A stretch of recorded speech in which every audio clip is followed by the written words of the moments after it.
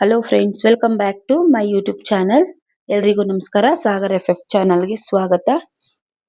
ಇವತ್ತಿನ ಒಂದು ವಿಡಿಯೋದಲ್ಲಿ ನಾನು ನಿಮಗೆ ದಂಟಿನ ಸೊಪ್ಪು ಮತ್ತೆ ಸಬ್ಬಕ್ಕಿ ಸೊಪ್ಪನ್ನ ಸೇರಿಸಿ ಬಸ್ಸಾರ್ ಯಾವ ರೀತಿ ಮಾಡೋದು ಅಂತ ಹೇಳ್ಕೊಡ್ತಾ ಇದ್ದೀನಿ. ಇದು ತುಂಬಾ ಟೇಸ್ಟಿಯಾಗಿರುತ್ತೆ. ಈ ವಿಧಾನದಲ್ಲಿ ಮಾಡ್ಕೊಂಡ್ರೆ ತುಂಬಾ ಈಸಿಯಾಗಿ ಸಿಂಪಲ್ ಆಗಿ ನಾವು ಇದನ್ನ ಮಾಡ್ಕೋಬಹುದು. ಕಡಿಮೆ ಸಮಯದಲ್ಲಿ ಇದನ್ನ ಮಾಡ್ಕೋಬಹುದು. ಹಾಗಾದ್ರೆ ಬನ್ನಿ ಯಾವ ರೀತಿ ಮಾಡ್ತಾರೆ, ಏನೇನೆಲ್ಲ ಹಾಕ್ತಾರೆ ಅಂತ ಈ ಚಿಕ್ಕ ವಿಡಿಯೋದಲ್ಲಿ ನಾನು ನಿಮ್ಗೆ ತೋರಿಸ್ಕೊಡ್ತಾ ಇದ್ದೀನಿ. ನಾನಿಲ್ಲಿ ಬಸ್ಸಾರ್ ಮಾಡೋದಕ್ಕೆ ದಂಟಿನ ಸೊಪ್ಪು ನೋಡಿ ಈ ತರ ಕಟ್ ಮಾಡಿ ಇಟ್ಕೊಂಡಿದ್ದೀನಿ. ಮೊದಲೇ ವಾಶ್ ಮಾಡಿ ಇಟ್ಕೊಂಡಿದ್ದೀನಿ. ಮತ್ತೆ ಒಂದು ಕಟ್ಟನ್ನು ತಗೊಂಡಿದ್ದೀನಿ. ಇಲ್ಲಿ ಸಬ್ಬಕ್ಕಿ ಸೊಪ್ಪನ್ನ ಅದನ್ನು ಸಹ ಒಂದು ಕಟ್ಟು ತಗೊಂಡಿದ್ದೀನಿ. ಚೆನ್ನಾಗಿ ಕಟ್ ಮಾಡಿ ವಾಶ್ ಮಾಡಿ ಇಟ್ಕೊಂಡಿದ್ದೀನಿ. ನೀವು 2 ಸಾರಿ ವಾಶ್ ಮಾಡಬೇಕಾಗುತ್ತೆ. ಯಾಕಂದ್ರೆ ಮಣ್ಣಿರುತ್ತಲ್ವಾ, ಅದಕ್ಕೋಸ್ಕರ ಕಂಪಲ್ಸರಿ 2 ಸಾರಿ ನೀವು ಕ್ಲೀನ್ ಮಾಡಲೇಬೇಕು. ಈಗ ಈರುಳ್ಳಿಯನ್ನು ತಗೊಂಡಿದ್ದೀನಿ, ಟೊಮೆಟೊ, ಮತ್ತೆ ಸಣ್ಣಗೆ ಹೆಚ್ಚಿಟ್ಕೊಂಡಂತಹ ಈರುಳ್ಳಿ, ಸ್ವಲ್ಪ ಹುಣಸೆ ಹಣ್ಣು, ಅರ್ಧ ಕಪ್ ಅಷ್ಟು ಕೊಬ್ಬರಿ, 2.5 ಟೀ ಸ್ಪೂನ್ ಅಷ್ಟು ಸಾಂಬಾರ್ ಪುಡಿ, ಸಾಸಿವೆ, ಮತ್ತೆ ಬೆಳ್ಳುಳ್ಳಿ, ಕೊತ್ತಂಬರಿ ಸೊಪ್ಪು, 1 ಟೀ ಸ್ಪೂನ್ ಅಷ್ಟು ಜೀರಿಗೆ. ಈಗ ಬನ್ನಿ ಯಾವ ರೀತಿ ಮಾಡೋದು ಅಂತ ಹೇಳ್ಕೊಡ್ತೀನಿ. ಮೊದಲಿಗೆ ನಾನಿಲ್ಲಿ ಕುಕ್ಕರಲ್ಲಿ ವಾಶ್ ಮಾಡಿ ಇಟ್ಕೊಂಡಂತಹ ದಂಟಿನ ಸೊಪ್ಪು ಮತ್ತೆ ಸಬ್ಬಕ್ಕಿ ಸೊಪ್ಪನ್ನ ಎರಡನ್ನೂ ಹಾಕೊಳ್ತಾ ಇದ್ದೀನಿ.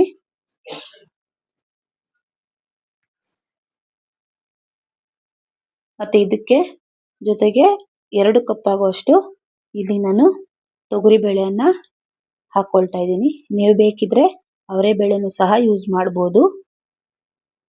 ಈಗ ಇದಕ್ಕೆ ಸೊಪ್ಪು ಮುಳುಗುವಷ್ಟು ನೀರನ್ನ ಸೇರಿಸ್ಕೊಳ್ತಾ ಇದ್ದೀನಿ.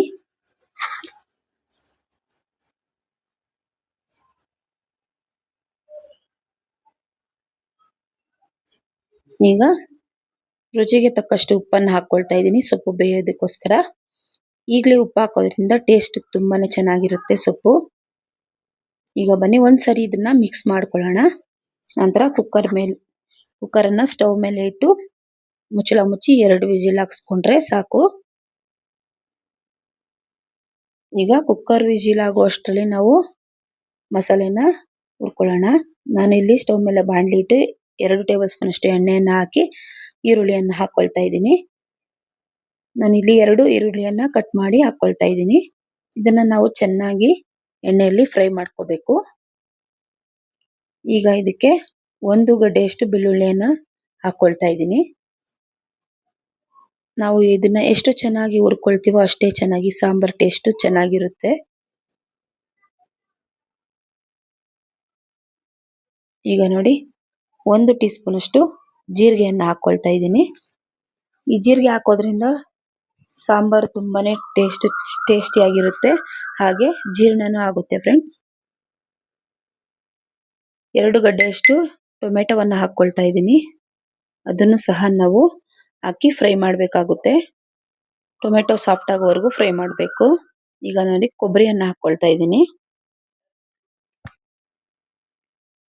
ಈಗ ಸ್ವಲ್ಪ ಹುಣಸೆ ಹಣ್ಣನ್ನು ಹಾಕೊಳ್ತಾ ಇದ್ದೀನಿ ಹುಳಿಗೆ. ಇದನ್ನ ಚೆನ್ನಾಗಿ ನಾವು ಇದನ್ನೆಲ್ಲ ಫ್ರೈ ಮಾಡ್ಕೋಬೇಕು. ಒಂದು 5 ರಿಂದ 6 ನಿಮಿಷ ಫ್ರೈ ಮಾಡ್ಕೋಬೇಕು. ಈಗ ಸ್ವಲ್ಪ ಕೊತ್ತಂಬರಿ ಸೊಪ್ಪನ್ನು ಹಾಕೊಳ್ತಾ ಇದ್ದೀನಿ.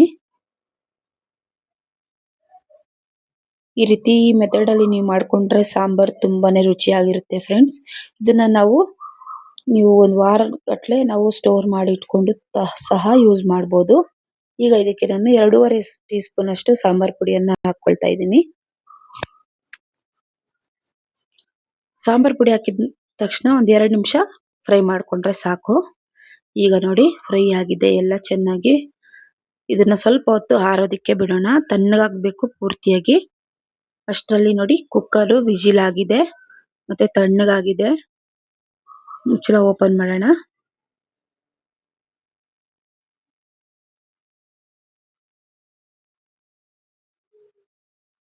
ಕುಕ್ಕರ್ದು ನಮ್ದು ಹಿಡಿ ಕಟ್ಟಾಗ್ಬಿಟ್ಟಿದೆ ನೋಡಿ ಎಷ್ಟು ಚೆನ್ನಾಗಿದೆ ಅಂತ. ಸೊಪ್ಪೆಲ್ಲ ಸರಿಯಾದ ಹದದಲ್ಲಿ ಬೆಂದಿದೆ.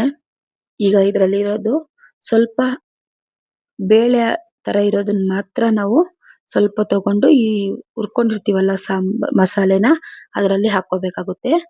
ನಂತರ ನಾವು ಆ ನೀರನ್ನ ಸಪ್ರೇಟ್ ಮಾಡಿ ಒಂದು ಪ್ಲೇಟ್ ಒಳಗಡೆ ಸೊಪ್ಪನ್ನು ಮಾತ್ರ ಹಾಕೋಬೇಕು. ನೋಡಿ ಇಲ್ಲಿ ನಾನು ನೀರಿಂದ ಸಪ್ರೇಟ್ ಮಾಡಿ ಹಾಕೊಳ್ತಾ ಇದ್ದೀನಿ ಪ್ಲೇಟಿಗೆ.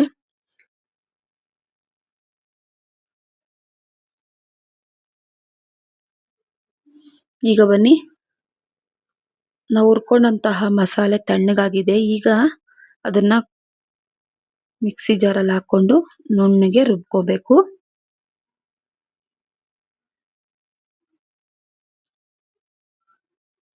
ನಾನಿಲ್ಲಿ 2 ಸಾರಿ ಹಾಕೊಳ್ತಾ ಇದ್ದೀನಿ ಮಸಾಲೆನ. ಒಂದೇ ಸರಿ ಹಾಕಲ್ವಲ್ಲ, ಅದಕ್ಕೋಸ್ಕರ ಇದಕ್ಕೆ ಸ್ವಲ್ಪ ನೀರನ್ನ ಆಡ್ ಮಾಡ್ಕೊಂಡು ನೋಡಿ ನಾನು ಈ ರೀತಿ ನುಣ್ಣಗೆ ರುಬ್ಬಿಟ್ಕೊಂಡಿದ್ದೀನಿ. ಈಗ ಬನ್ನಿ ಸಾಂಬಾರ್ ಒಗ್ಗರಣೆ ಹಾಕೋಣ. ಸ್ಟವ್ ಮೇಲೆ ಒಂದು ದೊಡ್ಡ ಪಾತ್ರೆ ಇಟ್ಟು ಎಣ್ಣೆಯನ್ನು ಹಾಕೊಳ್ತಾ ಇದ್ದೀನಿ. ಎಣ್ಣೆ ಕಾದ ನಂತರ ನಾವು ಅದಕ್ಕೆ ಸಾಸಿವೆಯನ್ನು ಹಾಕೊಳ್ಳೋಣ.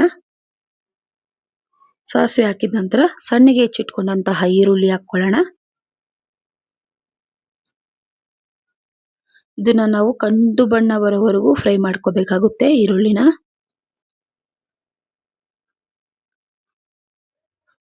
ಈಗ ಮಸಾಲೆ ರುಬ್ಬಿಟ್ಕೊಂಡಿದೀವಲ್ಲ ಅದನ್ನ ಇದರಲ್ಲಿ ಹಾಕೋಬೇಕಾಗುತ್ತೆ.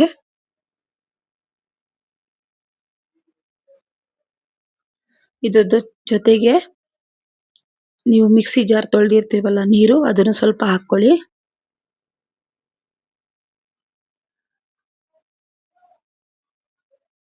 ನೋಡಿ ಗಟ್ಟಿಯಾಗಿರುತ್ತೆ ಸಾಂಬಾರು.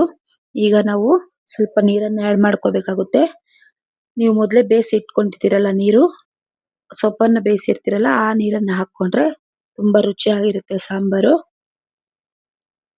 ನಿಮ್ ನೋಡ್ಕೊಳ್ಳಿ, ಗಟ್ಟಿಯ ಇರಬೇಕು ಅಂದ್ರೆ ನೀರನ್ನ ಆಡ್ ಮಾಡಬೇಡಿ.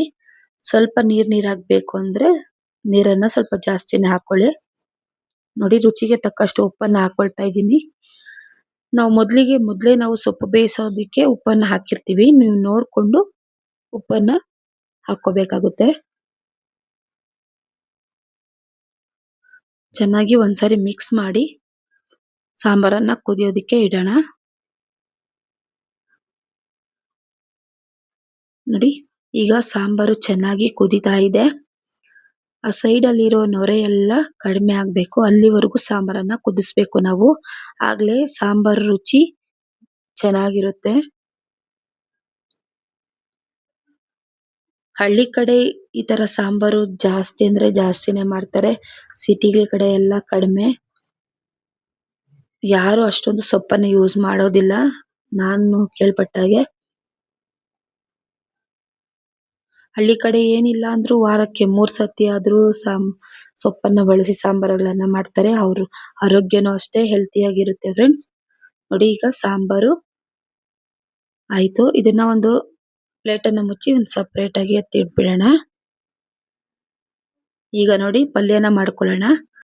ಸ್ಟವ್ ಮೇಲೆ ದೊಡ್ಡ ಬಾಣಲೆಯನ್ನ ಇಟ್ಕೊಂಡಿದ್ದೀನಿ. ಅದಕ್ಕೆ 3 ಟೇಬಲ್ ಸ್ಪೂನ್ ಅಷ್ಟು ಎಣ್ಣೆಯನ್ನ ಹಾಕೊಳ್ತಾ ಇದ್ದೀನಿ.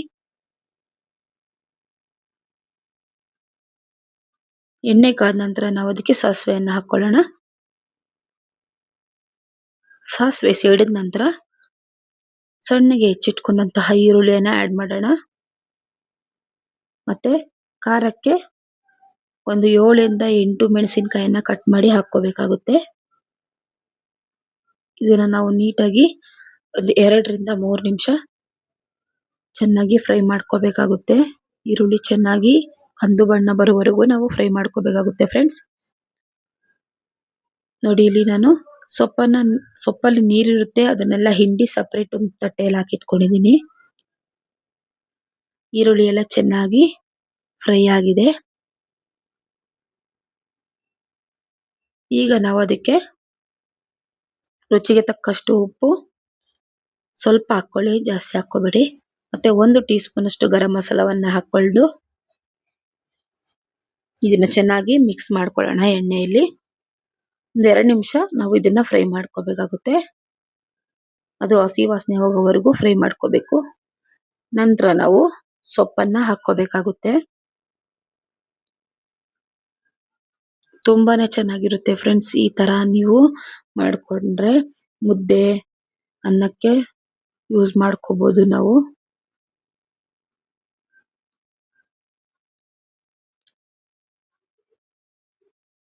ನಾವು ವಾರದಲ್ಲಿ 2 ಸಾರಿ ಇದನ್ನ ಸೊಪ್ಪನ್ನ ಬಳಸಿ ಅಡಿಗೆ ಮಾಡೋದ್ರಿಂದ ನಮ್ಮ ಆರೋಗ್ಯನೂ ಸಹ ಚೆನ್ನಾಗಿರುತ್ತೆ.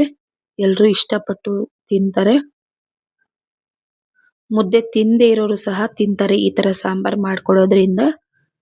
ನೀವು ಒಂದ್ಸರಿ ಈ ತರ ಟ್ರೈ ಮಾಡಿ ಹೇಗಿದೆ ಅಂತ ಕಮೆಂಟ್ ಮೂಲಕ ತಿಳಿಸಿ. ಯಾರ್ಯಾರೆಲ್ಲ ನನ್ನ ಚಾನಲ್ ಅನ್ನ ಸಬ್ಸ್ಕ್ರೈಬ್ ಮಾಡದೆ ನೋಡ್ತಾ ಇದ್ದೀರೋ ದಯವಿಟ್ಟು ಸಬ್ಸ್ಕ್ರೈಬ್ ಮಾಡ್ಕೊಳ್ಳಿ. ಹಾಗೆ ಹಲವಾರು ವಿಡಿಯೋಗಳಿಗೋಸ್ಕರ ನೀವು ಕಾಮೆಂಟ್ ಮಾಡಿ. ನೋಡಿ ಈಗ ಸೊಪ್ಪು ಎಷ್ಟು ಚೆನ್ನಾಗಿ ನಾವು ಒಗ್ಗರಣೆಯನ್ನು ಹಾಕೊಂಡಿದೀವಿ ಅಂತ ನೋಡಿ. ಇಷ್ಟೇ ಫ್ರೆಂಡ್ಸ್, ತುಂಬಾನೇ ಈಸಿ ಈ ಸಾಂಬಾರ್ ಮಾಡೋದು. ನಾನು ಇದನ್ನ ಅನ್ನದ ಜೊತೆ ತಿಂತಾ ಇದ್ದೀನಿ. ನೋಡಿ ಎಷ್ಟು ಚೆನ್ನಾಗಿದೆ ಅಂತ ಸಾಂಬಾರು. ಟೇಸ್ಟ್ ಅಷ್ಟೇ ತುಂಬಾನೇ ಚೆನ್ನಾಗಿರುತ್ತೆ. ನಾವಿದನ್ನ ಕಾಯಿಸಿ ಮತ್ತೆ ಮತ್ತೆ ಬೇಕಾದ್ರೆ ಯೂಸ್ ಮಾಡಬಹುದು. ತುಂಬಾ ಟೇಸ್ಟಿ ಆಗಿರುತ್ತೆ. ಕಾಯಿಸಿದಷ್ಟು ಈ ಸಾಂಬಾರು ರುಚಿ ಜಾಸ್ತಿ ಆಗುತ್ತೆ. ನೋಡಿ ಎಷ್ಟು ಚೆನ್ನಾಗಿ ಬಂದಿದೆ ಅಂತ. ಈ ಚಿಕ್ಕ ವಿಡಿಯೋ ನಿಮ್ಗೆ ಇಷ್ಟ ಆಗಿದೆ ಅಂತ ಅನ್ಕೊಳ್ತಾ ಇದ್ದೀನಿ ಫ್ರೆಂಡ್ಸ್. ಇಷ್ಟ ಆಗಿದ್ರೆ ದಯವಿಟ್ಟು ಲೈಕ್ ಮಾಡಿ, ಶೇರ್ ಮಾಡಿ, ಹಾಗೆ ಸಬ್ಸ್ಕ್ರೈಬ್ ಮಾಡೋದನ್ನ ಮಾತ್ರ ಮರಿಬೇಡಿ ಫ್ರೆಂಡ್ಸ್. Thank you.